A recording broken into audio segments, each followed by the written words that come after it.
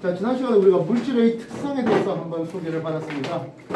이해하십니까? 네. 숙제한 거 몇 페이지 몇 페이지까지 설명 필요합니까? 이게 진짜 안 했어요. 선생님. 아니야, 너. 모른다. 모른다고. 얘 모른다고 그러지. 질문할 거예요. 예, 질문 몇 페이지 몇 번 설명할까요? 이거 안 했잖아. 어쨌든. 159쪽이 5번. 페이지 159쪽에 5번 말입니까? 그거나 하면 되지 않을까? 내가 해달라고? 내가 해달라고? 아니요. 이거 못했어요. 자, 꽤 어려운 용어가 소개될 것 같습니다. 여기 우리가 물질의 고유한 특성으로서 녹는 점 및 끓는 점 이런 것들에 대한 정보, 밀도에 대한 정보들을 봤습니다. 실상 이 얘기는 여기에 대한 엄밀한 얘기는 고등학교 3학년 화학회에 있는 내용입니다. 이거 나왔네요. 우리가 이성질체라는 이름이 있어요. 성질이 이 다르다라는 뜻입니다. 성질이 다르대요. 물질 성질이 다르대요. 근데 무엇이 같습니까 하면 이성질체는 분자식은 동일하나 뼈대 구조가 다른 또는 기하학적인 위치가 다른 기하학적인 배치가 다른 이런 것들을 묻는 이성질체라는 이름을 쓰게 됩니다. 지금 여러분한테 제시되어 있는 게 뭡니까 하면 노말 뷰테인과 그리고 아이소 뷰테인을 소개되고 있습니다. 말했지만 이 얘기는 엄밀한 말에서는 고등학교 3학년 화학2에 들어가야 나오는 내용이에요. 노말 뷰테인은 어떻게 생겼습니까 하면 탄소가 하나, 둘, 셋, 넷 이렇게 지그재그로 어쨌든 나름 길쭉하게 생겼습니다. 아이소는 어떻게 생겼습니까 하면 탄소 하면서 겹가지가 이렇게 있네요. 여기 이제 수소가 이런 식으로 배열되어 있습니다.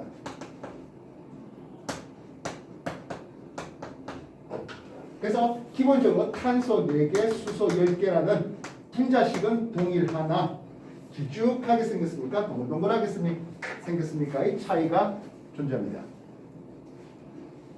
어려운 말입니다. 분산력이라는 용어인데요. 분산력은 분자 사이 작용하는 힘을 얘기하는데요. 어떻게 해야 분자 사이 힘이 좋겠습니까 하면 분자는 클수록 분산력이 크게 나옵니다. 근데 분자식이 똑같잖아요. 분자식이 똑같으니까 분자량, 분자 한 개의 무거운 정도가 서로 같습니다. 그럼 그 다음번에는 분자가 좀 길쭉하게 생겨야 돼요. 전자가 어느 한쪽에 쏠릴 수 있는 확률이 좀 길쭉한 놈이 좀 더 커요. 그래서 길이가 길다 또는 표면적이 크다 하면 분산력이 좀 더 크게 나타나게 되겠습니다. 누가 좀 더 길쭉합니까? 노말 쪽입니까? 아이소 쪽입니까? 예, 노말 쪽이 되겠습니다. 그래서 끓는 점을 비교해 보면 미묘하지만 끓는 점이 노말 쪽이 더 큰 것을 볼 수 있습니다. 이건 탄소가 4개짜리가 아니라 탄소가 5개짜리가 되면 말입니다. 수소 12개짜리 이놈은 이제 펜테인이라고 불러줘요. 요거에 뷰테인이라는 놈인데 이건 펜테인이라는 놈이 되겠습니다.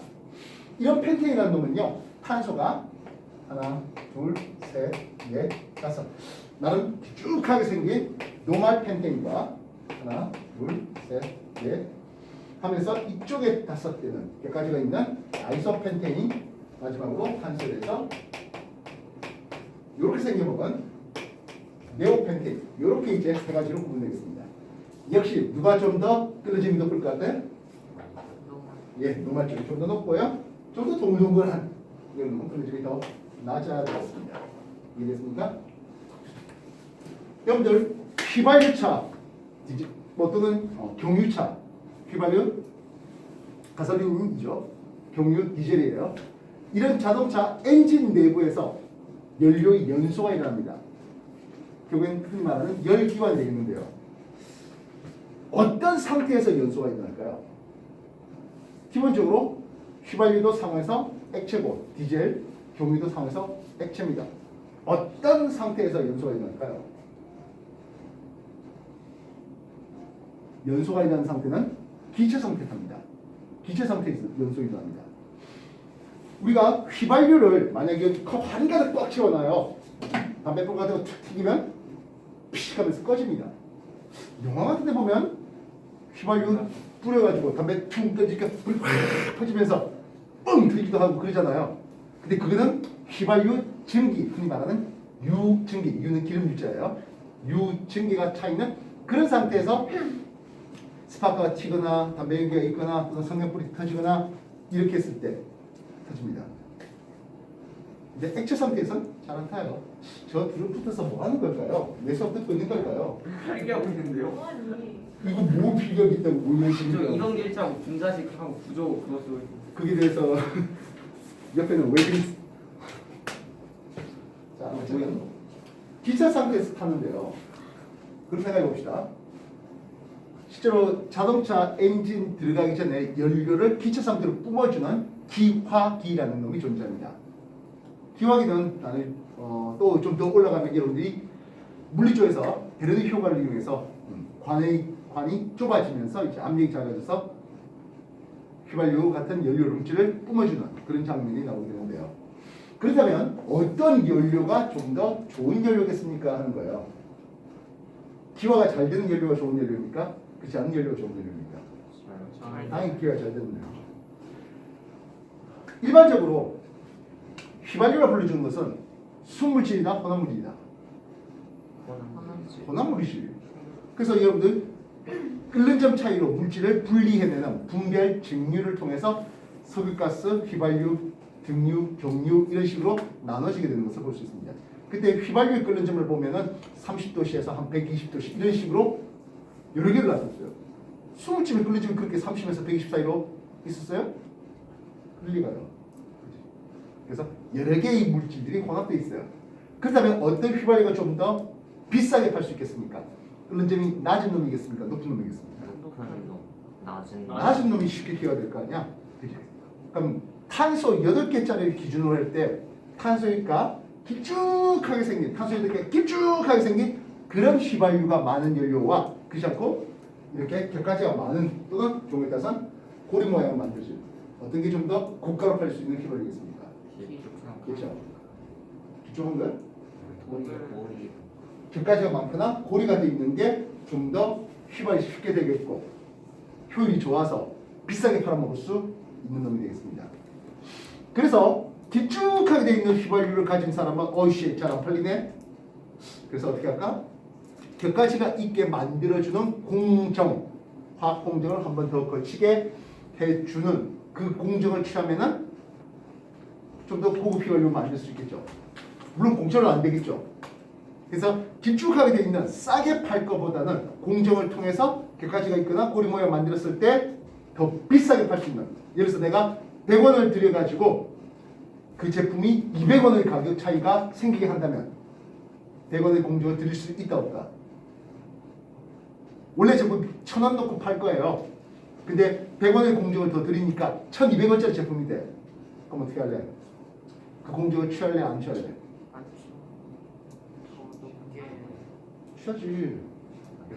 100원을 더 들여서 더 비싸게 팔아먹을 수 있어. 100원 드리는데 1050원을 팔아먹겠다면은 안 맞잖아. 수지가 안 맞잖아. 근데 100원을 드리는데 1200원을 팔 수 있다면 그 공정을 드리겠죠. 그렇게 객가지가 만들게 만드는 그런 공정. 분자의 모양을 바꾸겠네요. 분자의 폼을 바꾸겠네요. 리포밍이라는 것을 합니다. 그렇게 해서 더 고급 휘발유를 만들어낼 수 있겠고 그렇게 해서 팔아먹겠네요. 특히 고가의 자동차는 그런 유의 휘발유만 써주세요라고 하는 또 판매 전략이 있습니다. 왜냐하면 휘발유 역시 마찬가지 자동차 안에서 타는 과정에서 여러 가지 끄름이라든지 재라든지 그런 녹행 현상들이 많이 생기는데요. 그런 것을 좀 덜하게 해주는, 좀 더 완전 연소가 좀 더 잘 되게 해준다면 연료 효율도 좋겠고 자동차도 좀 더 깨끗하게 더 오래 쓸 수 있겠고 여러 가지 장면들이 나오겠죠. 알겠습니까? 거기 왜 자꾸 저쪽으로 돌아갑니까? 아니에요. 뭐야 되잖아. 그만 봐.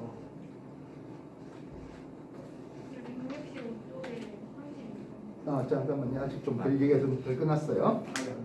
예, 그래서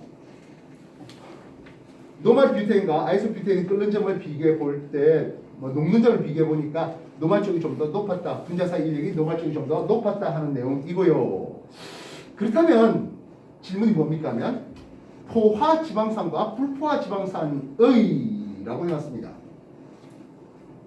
그림을 보니까 포화 지방산은 길쭉하게 생겼고 불포화 지방산이라고 해놓은 놈은 가다가 꺾이네요 하겠습니다. 이해했습니까? 누가 끓는 점이 높을 것 같아? 포화죠. 네, 포화 지방산의 끓는 점이 좀 더 높아 되겠습니다. 그렇게 생각하는 이유는 뭐겠습니까? 말 그대로 분자가 길쭉하면 분자 사이 인력이 좀 더 강하게 작용하거든요 하겠습니다. 알겠습니까? 불포화 지방산은 상호에서 그래서 일반적으로 액체입니다. 참기름, 식용유 이런 것들 넣으면 됩니다. 포화 지방산은 고체인 경우들이 좀 많습니다. 소의 기름, 돼지의 기름 이런 것들 말입니다. 전쟁통이라고 그래도 밥 안 해 먹어야 될 거 아닙니까? 전쟁 났을 때 그래도 밥 안 해 먹어야 되겠습니다. 전쟁 났는데 그냥 굶으면서 전쟁해 싸워 총들로 싸워 되겠어요? 아니요. 그렇지 않죠. 맨날 전투식량 뜨거운 물을 부어갖고 먹으라고요? 아 그것도 지겹잖아요. 뭐 그래도 뭐 기름에 볶아갖고 먹어 좀 먹고 싶습니다. 보급품으로 식용유를 들고 가려고 합니다. 어떻게 해야 됩니까? 뭐 깡통이 됐던 플라스틱 통이 됐던. 근데 1차 세계대전 때문에 그렇게 플라스틱이 많이 소용되지 못했고 일반적으로 양철통에다가 식용유 부어갖고 갑니다. 총알이 와서 팅 구멍이 났네요. 어떻게 됐지? 불나요. 식용유가 줄줄줄 다 샜습니다. 흑해갖고 걸러가지고 식용유 다시 따라서 튀겨 먹겠다고요? 오늘 전투만 치면 살아남은 사람들은 이 식용유를 가지고 볶음밥 더 먹게 되는데 아이씨 야, 오늘 또 전투 식량이야 이렇게 돼버리겠죠. 액체 상태의 기름은 보관하기가 쉽지는 않죠. 고체 상태에 보관하기 좀 더 용이하겠네요. 그렇지 않습니까? 액체 상태라면 당연히 통으로 둘러싸고 있어야 되겠고 혹 구멍이라도 나면 다 흘러내려요. 근데 고체는 그렇지 않죠. 그냥 종이 포장 정도 해갖고 놔두고 혹시 총알이 뚫린다 하더라도 문제 될 거 있습니까? 그 부분만 살짝 도려내고 먹으면 되죠. 도려낼 필요도 없을지도 모르겠네요. 그렇습니까? 마가린 탄생 배경입니다. 마가린은 마가린 버터의 대용품인데요. 버터도 뭘로 만들지? 우유. 예, 유지방으로 만듭니다. 소우유를 원심으로 해서 기름을 추출해갖고 유지방을 만드는 겁니다. 마가린 뭘로 만들까요? 우유. 식용유입니다. 마가린은 식용유입니다. 마가린 한번 보세요. 식물성 유지라 써놨습니다. 어려운 말이지만 식용유입니다. 나중에 집에 마가린 있으면 아니면 뭐 마트 돌아다니면서 하다못해 편의점 가도 마가린 팔 겁니다. 그게 한번 성분표 보십시오. 식물성 유지 그렇게 되어 있습니다. 액체 상태의 식물성 유지, 식용유를 고체화시킨 게 마가린입니다.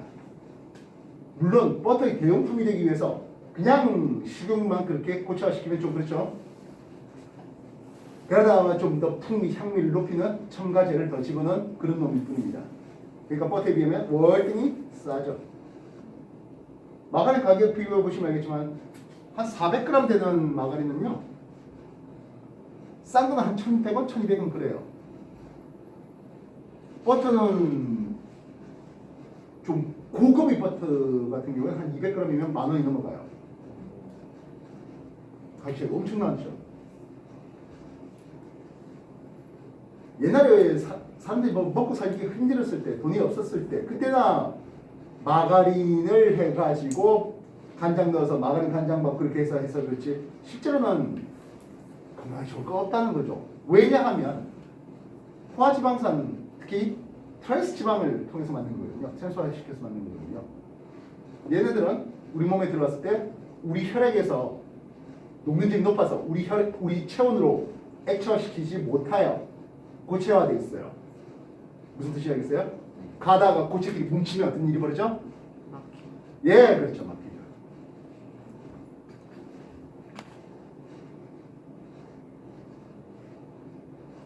지금은 이제 조금 품질을 개선한 것들이 이제 대부분입니다만은 원래 만들 때 그랬습니다. 고체시키는 있습니까? 액체로 돼 있던 이런 놈들을 고체화시키는 겁니다. 그게 트랜스 지방이고 그 트랜스 지방이 우리 몸에 안 좋았던 이유 중에 하나고요. 지금에 와서는 좀 다른 방법으로 트랜스 지방의 함량을 많이 낮춘 게 현재 판매되는 마가린입니다. 그래서 마가린도 가격 차이가 좀 많이 나요. 다시 말해 아까 말했던 최하 가격의 그 놈은 그게 덜 되겠죠. 그런 최하 가격의 마가린을 집에서 가정주부가 사올까요? 어디 쓸까요? 어디서 쓰지 그러면? 판매되는 제품인데 누가 사니까 판매하겠지. 난민국가. 어? 난민국. 어디? 그 난민국 전쟁만. 우리나라에 판다니까요. 우리나라에 난민들이 사와요?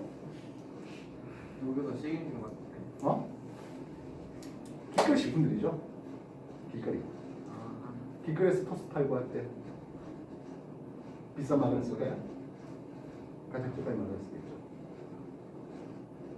물론 길거리 토스트 만드는 그런 분들은 뭐 비하하는 그런 분은 아니다. 어쨌든 가격 제품 차이가 나고 그런 차이 나는 것은 분명히 여러 가지 물질들 원료의 차이가 있기 때문에 그렇습니다. 이해됐습니까? 조금 더 오버하죠. 여기 생명과학을 공부해보면 세포에 대해서 배운 적이 있을 텐데요. 세포막을 구성할 때 인, 지질, 이중층 하면서 이런 그림을 그립니다. 기억날까요? 배워본 적 있다 없다? 아직은 없습니까? 저거 통합감이 없었어. 예, 인, 지질, 이중층 하면서 이런 그림을 그리는데요. 중간에 막단백질 끼워놓고 또 인, 지질, 이중층을 그리죠. 근데요, 그 그림을 자세히 보면 이런 것도 있어요.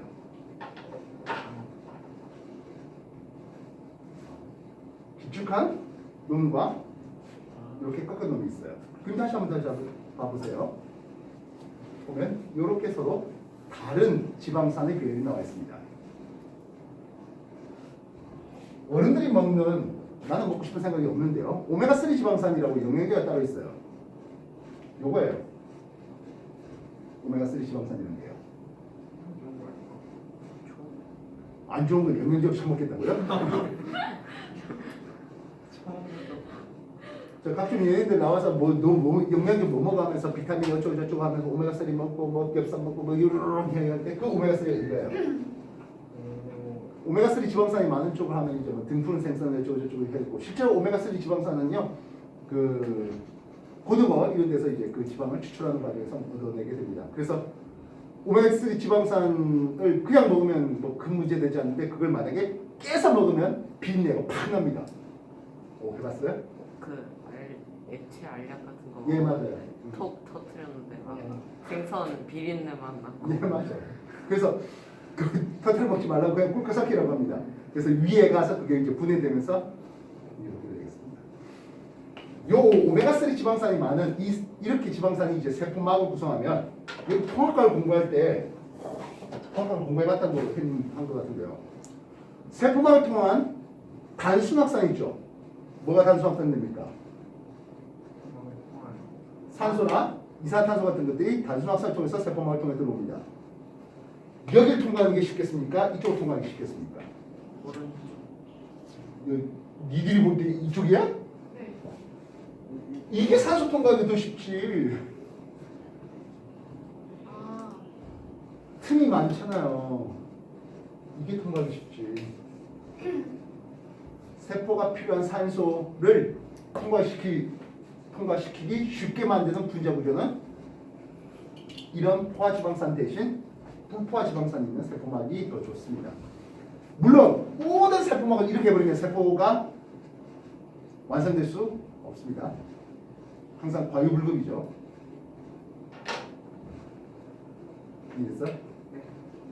그래서 기본적으로 이런 세포막이 구성이 많아서 산소 교환이 훨씬 더 효과적으로 된다면 몸에서 세포가 더 빠르게 일어날 수 있다면 더 많은 에너지를 쓸 수 있다면 많이 처먹어도 살 결정하겠습니다. 무슨 소리 하겠습니까?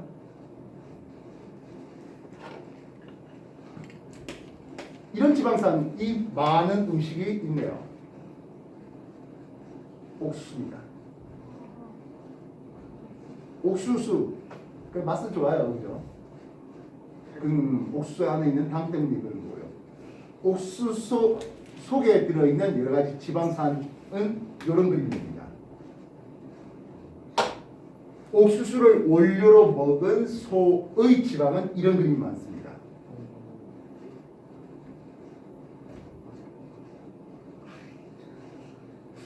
세계 규모의 옥수수로 세계 규모로 옥수수로 이제 사료화시켜서 소를 키우는 데가 있습니다. 미국입니다. 소는 뭐 먹습니까? 하면 기본적으로 풀 먹어야 되지 않겠냐 하는데 그렇지 않냐고요. 그렇게 공장식으로 소를 키우는 쪽은 초원에 풀어서 소를 그 방목해서 풀을 뜯게 하는 게 아니라 옥수수를 먹입니다. 육식 아니에요? 옥수수가 육식이라고요? 아니 소가요. 소가 왜 소가 소가 왜 육식이야? 소가 육식동물이라고요? 아니죠? 무슨 생각하시는 거예요? 아니 닭고기랑 그런 거 먹는 거 아니에요? 공부 생각하는 거 같아요. 무슨 생각하시는 거예요? 와, 우리 가축도 완전 동떨어. 소가 토끼 잡아먹고 그런 거 아니에요? 예? 곰이냐? 소가요? 고민. 저기요 소 한번 쳐보세요. 맨날 풀 뜯어먹는 그런 장면 나와요. 아 근데 그 소가 옥수수를 그냥 생 옥수수를 먹냐면 또 그렇잖아요.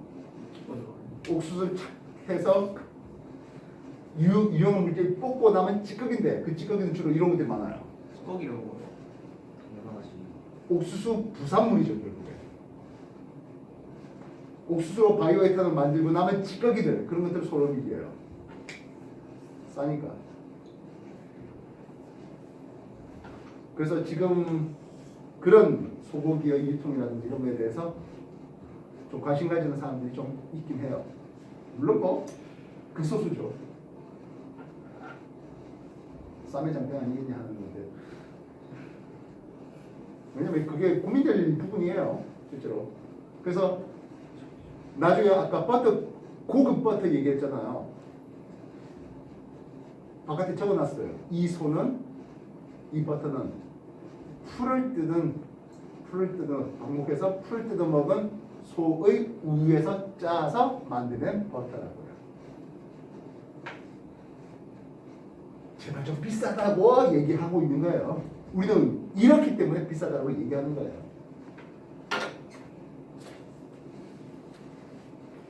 얘기가 좀 옆을 샜습니다만 이게 이런 것들의 얘기들은 여러분들이 좀 배경 지식 삼아서 각종 다큐멘터리라든지 이런 쪽에서 확인될 수 있는 것들입니다.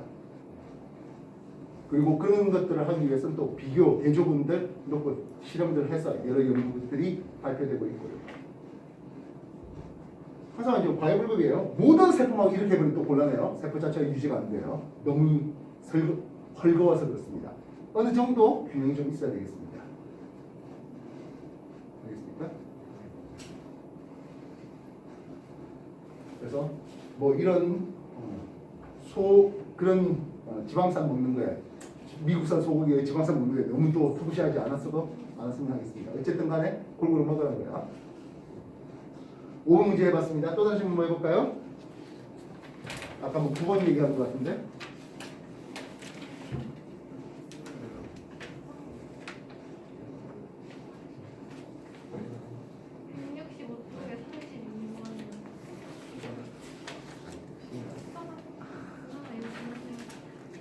자, 165쪽에 32번 말입니다. 그죠? 부동액은 자동차의 냉각수가 얼지 않도록 넣어주는데요. 여름에도 필요해요. 했습니다. 우리가 순수한 물은 0도씨와 100도씨에서 끓습니다. 순수한 물은.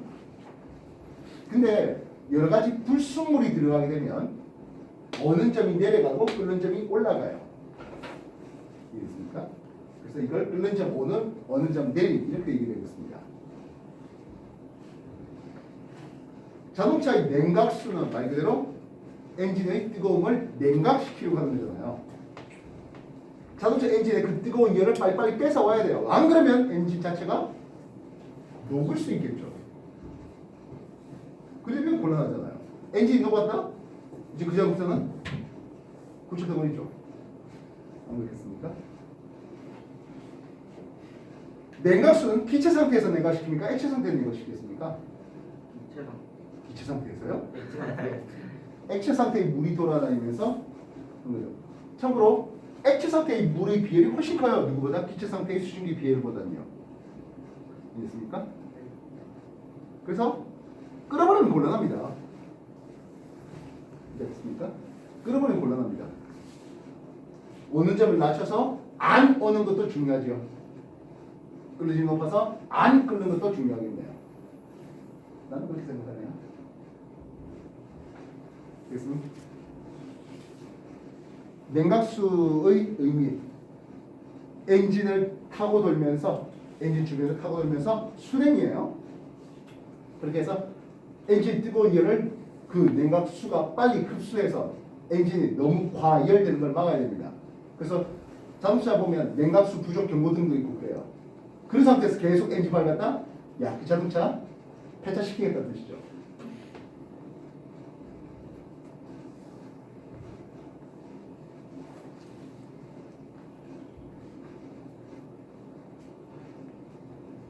그래서 얼지 않게 하는 것도 중요하지만 끓지 않게 하는 것도 중요할 것 같네요. 불순물이 들어오면서 어느 점이 낮아지고 끓는 점이 높아지게 됩니다. 여기서 말하는 불순물은 물 외 모든 것들이 다 되겠습니다. 다른 질문 뭐 있을까요?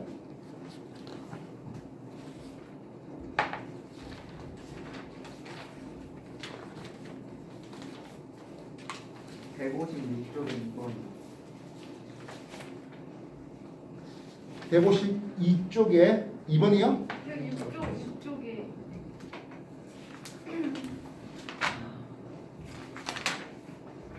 한 번이 맞았지. 자, 156쪽에 가로 2번 말입니까? 네. 자, 화산지대에서 볼 수 있는 간헐천이라는 건데요. 뜨거운 열수와 수증기가 주기적으로 분출하잖아 했습니다.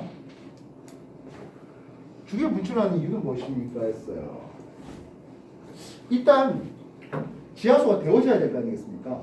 그래서 화산지대에는 아무래도 지하에 열원이 많다 보니까 흘러가는 물이 점점점 데워집니다. 그렇게 해서 어떻게 돼? 순간 이제 압력을 그 땅이 끝까지 누르지 못하면 튀어나오겠죠. 한번 튀어나오고 쓱 빠져나가면 그때 뜨거운 놈이 나가는 과정에서 이제 단열 팽창되면서 이제 온도를 낮추게 됩니다. 주변이 좀 시원해졌네요. 비슷한 얘기가 있을 것 같습니다. 부탄가스가 계속 사용할 때 그 옆에 부탄가스 만져보면 차갑다는 것들 얘기했었잖아요. 어쨌든 그렇게 열원이 빠져나가서 좀 상대적으로 차가워지고 또다시 데워지는데 시간이 필요하겠네요. 그죠? 그래서 분출하는 이유에 대해서는 분명히 그러니까 안에 압력이 많아져서 즉 온도가 높아지고 열팽창도 물에 대한 열팽창도 일어났을 것이겠고 뜨거운 수증기도 있으면은 수증기 기체에 대한 압력도 있을 것이겠고 그래서 약한 곳을 뚫고 뿜어져 나올 것이겠고 왜 주기적으로 하냐 일단 그렇게 뿜어져 나오고 나서 다시 그 지하수가 데워지는데 시간이 필요하니까 이런 정도 하면 되겠죠. 그리고 주기적으로 오라는 것은 뭐 나름대로 한 번은 뭐 2시간 있다가 뿜어져 나오고 또 다른 시간 한 12시간 있다가 뿜어져 나오고 이런 뜻은 아니잖아요. 주기적이라는 말은. 즉 지하의 열원은 일정한 열원이 되겠으면 일정한 열원이겠습니까? 불일정한 그런 열원이 되겠습니까? 지하 열원이 일정할 것 같네요. 이거 두드렸나?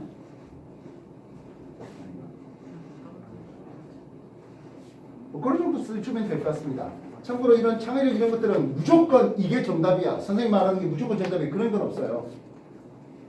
여러분들 의견을 자유롭게 얘기해 줄 수 있어야 되겠습니다. 남의 의견에 너무 동조하지 않아도 좋겠고요. 네. 알겠습니까? 나는 이렇게 생각해. 그렇게 판단하시고 그리고 나중에 과거 면접할 때 나는 이렇게 생각합니다. 자기 주장 있게 강단 있게 얘기해 주셔야 되겠죠. 알겠습니다.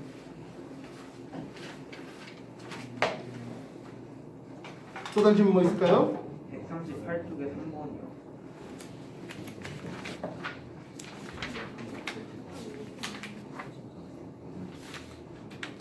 그치?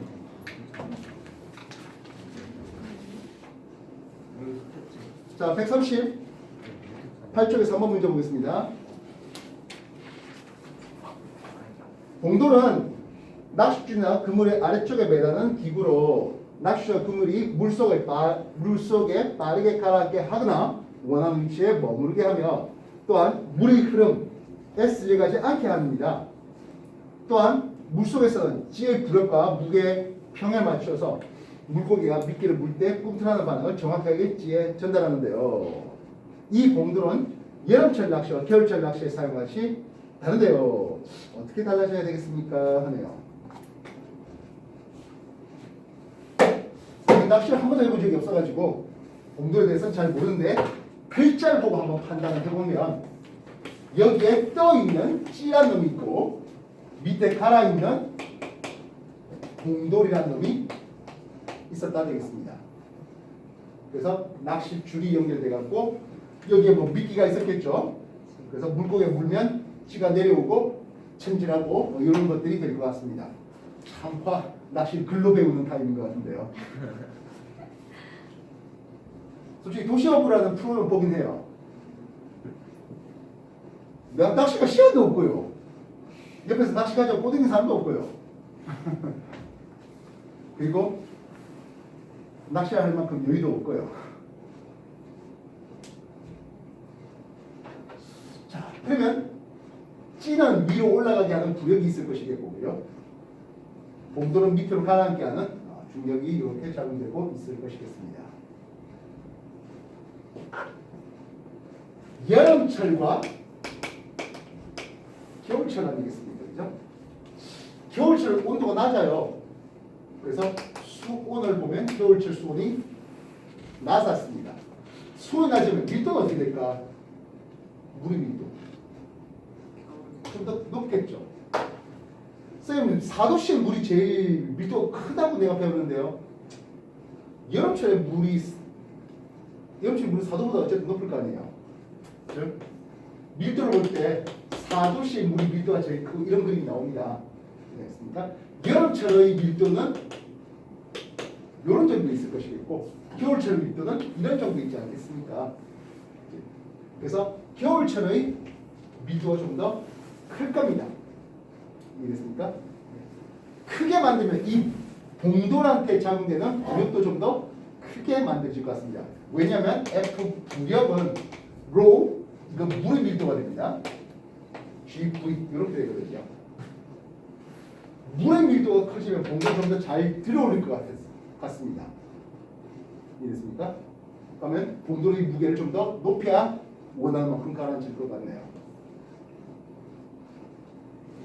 진짜인지 아닌지 모르겠습니다. 낚시를 내가 해보지도 않았고 봉돌의 뭐 그런 메커니즘에 대해서 배워본 적도 없습니다. 글자를 보고 글자를 보니 요 찌의 부력과 봉돌이 가라앉게 만드는 요 메커니즘의 균형점을 찾아라는 거잖아요. 그래서 봉돌에 작용하는 부력이라고 하는 것이 물의 밀도가 커지는 과정이면 봉돌을 좀 더 위로 더 들어올리게 할 것이다. 그래서 봉돌의 무게가 더 큰 또는 밀도를 더 큰 봉돌 자체의 밀도가 더 큰 걸로 바꿔야 원하는 만큼 가라앉게 해줄 거다. 나는 그렇게 생각합니다. 야, 근데 이 정도 밀도 차이를 미세하게 느끼겠다고요? 물의 밀도가 이렇게 그림을 그려놔서 그렇지 실제로는 뭐 소수 넷째짜리 정도에서 왔다 갔다 하는 수준인데요.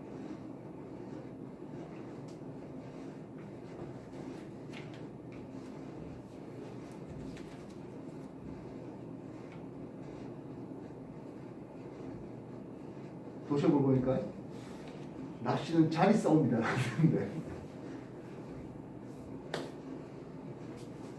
혹시 아버님 중에 낚시 좋아하시는 분 있으십니까? 부모님 중에? 낚시 싸웠다. 그래요? 그러면 한번 좀 물어서 다음번에 얘기 좀 해주십시오. 뭘 먹고 싶다고요? 아니요.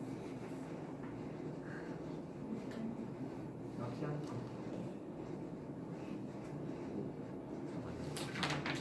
자, 또 다른 질문 해봅시다. 뭐 해볼까요?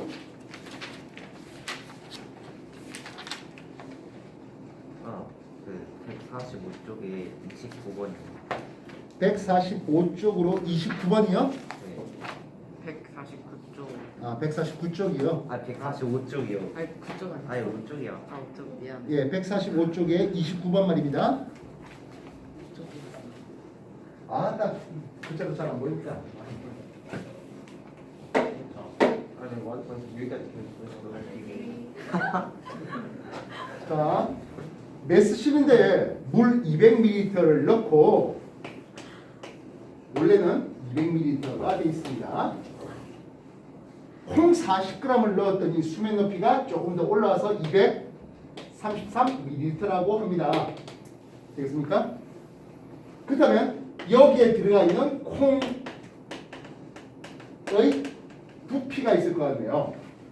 얼마입니까? 33. 그렇지, 33ml입니다. 근데 콩의 질량을 처음부터 주었어요. 이 콩의 질량 얼마야?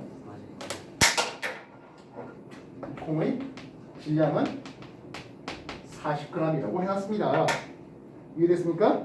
네. 그렇다면 이 콩의 밀도에 대한 정보를 나올 수 있을 것 같습니다. 밀도는 부피의 질량이 있죠. 예, 그래서 콩의 밀도는 얼마? 33분의 40이라는 숫자를 쓸 수 있겠죠.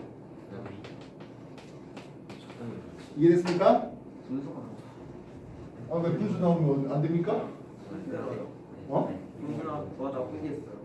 아니, 왜 분수에 포기를 하세요?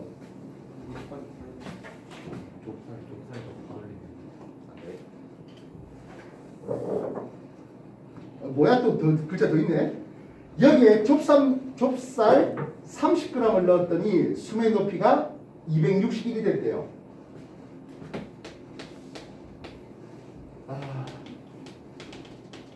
좁쌀의 부피는 얼마 되겠어? 261까지 올랐나? 어? 그럼 좁쌀 30g이었죠? 맞습니까? 30g이고 좁쌀의 부피는 얼마예요? 28g이요? 28ml? 맞습니까? 네. 예. 33과 261이면 28ml. 그럼 좁쌀의 밀도는 얼마야? 28분의 30이 되겠죠? 예, 그럼 더 밀리대가 될 것이겠습니다. 하겠네요. 이해됐습니까? 이때 소금을 넣어서 콩은 안 뜨고 좁쌀만 숨을 뜨게 만든다고 합니다. 소금은 얼마 정도 필요하겠습니까? 하네요. 근데 말입니다. 전제 조건이 있었습니다. 물에 소금을 넣을 때 부피는 안 변한답니다. 좁쌀만 뛰어납니다. 결국엔 소금물의 밀도는 누구보다는 크고 누구보다 작아야 됩니까? 하면 좁쌀의 밀도보다는 크고 이게 뭐야? 콩이었나? 콩의 밀도보다는 작았어야 되겠죠. 그래서 좁쌀의 밀도가 얼마라고요? 28분의 30이었죠. 콩의 밀도는 얼마라고요? 33분의 40이었습니다. 소금물의 밀도는 부피분의 질량인데요. 소금을 넣었다 했을 때 부피는 증가하지 않는다고 했습니다. 말도 안 되는 소리라고 했습니다. 물 자체가 200g 있었습니다. 됐습니까? 여기에 소금을 몇 그램 넣으면? Xg 넣으면 하겠습니다. 200ml에 g으로 따지면 200g에 추가적으로 Xg 더 들어가면 이랬어요? 물의 부피는 200으로 변하지 않은 상태에서 되겠습니까? 소금물의 질량은 200 플러스 X. 그렇지만 소금물의 부피가 안 증가한다는 말도 안 되는 가정 하에서 한 거예요. 됐습니까? 요렇게 하면 X의 최소 및 최대까지 구할 수 있을 것 같네요. 산수계산 여러분들이 해보시면 될 것 같은데요. 분수 쓰면 되잖아 이 사람들은. 1.07보다 크고 1.2보다 1.07보다 그래요. 아니 EX를 구하라는 거잖아. EX 아니야? 1.1이라 하면 나오죠. 할 때 소금의 최소량을 물었잖아. 어차피 최소요 놈이겠죠. 네. 그렇겠습니까? 200이 넘어갈게요. 28분의 30 곱하기 200하고는 200 플러스 x일 거 아닙니까? 그제? 이렇게 되니까 x는 200 넘어가면 28분의 30 빼기 1에 해당하겠네요. 그지? 돼요? 네. 28분의 28로 생각하면 결국엔 28분의 2 곱하기 200에 해당하는 숫자겠네요. x는 28분의 400 넘어가면 되겠네요. 되겠습니까? 14점. 네. 그런 거죠. 지금 뭐라고?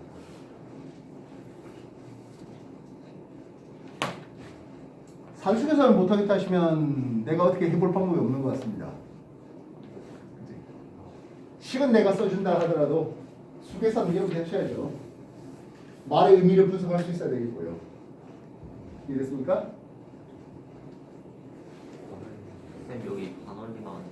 에이 뭐 어떻게 하는 게 맞는지 뭐 소수 첫째 자리에서 뭐 구한다 뭐 그런 식이 있으면 알아서 반응하십시오. 뭐 되겠습니까? 다시 말하지만 이런 유형의 문제를 얘기할 때 여러분이 만약에 뭐 토론을 해야 된다든지 또는 누구 앞에서 얘기를 해야 될 것 같으면 여러분 소신으로 얘기하시면 되는 거예요. 뭐 최종적인 뭐 반응을 몰래 하는 거 그건 중요한 건 아니에요. 어떻게 식을 쓸 수 있어야 되고 어떤 개념을 잡아야 되고 그런 게 중요한 거 아니겠습니까? 됐어요? 네. 그래서 뭐 최대 및 최소도 나올 수 있겠죠. 알겠습니까? 만약 소금을 너무 많이 넣어버리면 콩도 떠버릴 수 있겠잖아요. 그러지 말아야 되겠네 하는 거죠. 됐어? 다른 질문은요? 30번이요. 30번.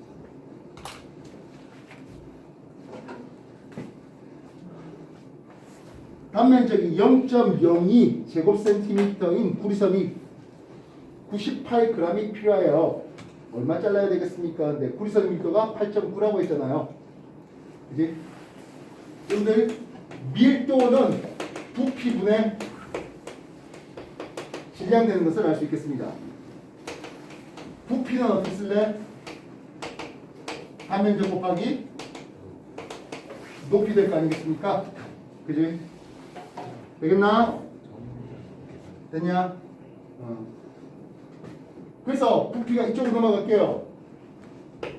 단면적 곱하기 길이 어차피 뭐 높이나 길이나 곱하기 밀도를 하면 얼마 나온다? 질량이 나오겠죠? 되겠습니까? 단면적이 주어져 있습니다. 얼마라고? 0.02 제곱미터라고 주어져 있습니다. 되겠습니까? 길이 모르겠어요. L 센티미터라고 주어질게요. 그렇게 하면 세제곱센티미터라는 부피가 나와요. 구리 밀도는 8.9 g per 세제곱센티미터 하면서 세제곱센티가 싹 사라질 거예요. 그럼 g만 나와요. 질량 얼마래? 89g이래요 하겠습니다. 이해됐어요? 정말 친절하죠. 89g만 필요하다 세상에. 8.9하고 산수계산 이쁘게 하기 위함입니다. 이해됐습니까? 그래서 0.02 L 그리고 요거는 89하고 계산해 보니까 0.1이잖아. 이제 이꼴 그러면 1 나올 수 있겠죠. 맞습니까? 되겠나? 89하고 8.9는 10배 차이인데 요걸 10으로 안 쓰고 이렇게 쓴 거는 0.02에 0.1까지 곱해갖고 L이 1 나오게 됩니다. L은 500이면 되겠네요. 되겠습니까? 단위는 센티미터 단위로 하면 되겠죠?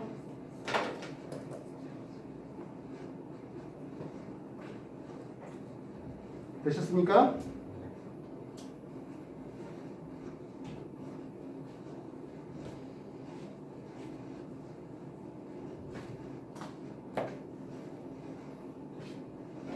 밀도 부피분의 질량이라는 뭐 기본 데이터 여러분들이 배워본 바입니다.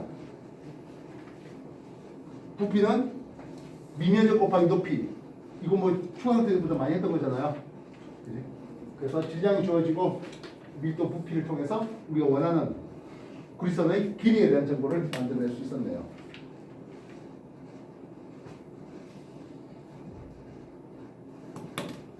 되셨습니까? 또 다른 질문 뭐 해볼까? 32번 32번 문제요. 10ml의 0도씨 물과 10ml의 8도씨 물을 부었어요. 이게 밀도를 보니 0도씨의 밀도와 8도씨의 밀도가 뭐 그렇게 크게 다르지 않습니다. 그죠? 됐습니까? 근데 이 둘을 섞어버리면 4도씨의 물이 될 것 같습니다. 4도씨의 물은 밀도가 더 커요. 밀도가 크다고 해서 부피가 좀 더 작아졌죠. 미묘하지만 0도씨하고 8도씨의 물을 같은 부피를 섞으면 대략 한 4도씨 내외가 될 것이겠고 밀도가 커지면서 부피가 살짝 줄어듭니다. 뭐 그렇게 설명하면 되겠네요. 그래서 완벽하게 20이 되지 못하겠습니다. 20보다 커지겠습니까? 작아지겠습니까? 하면 20보단 작아지겠습니다. 온도가 밀도가 커지는 온도가 되면서 말입니다. 이런 정도 써주면 될 것 같네요. 해결되겠습니까?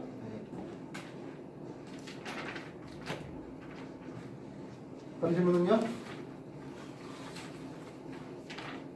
더 없습니까? 더 없습니까? 자, 우리 교재